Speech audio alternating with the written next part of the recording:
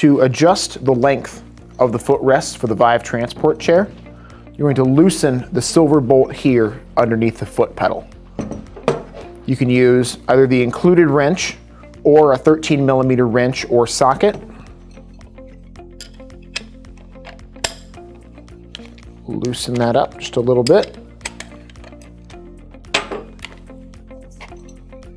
Pull these two apart. You reach the length that you'd like, and retighten the bolt here.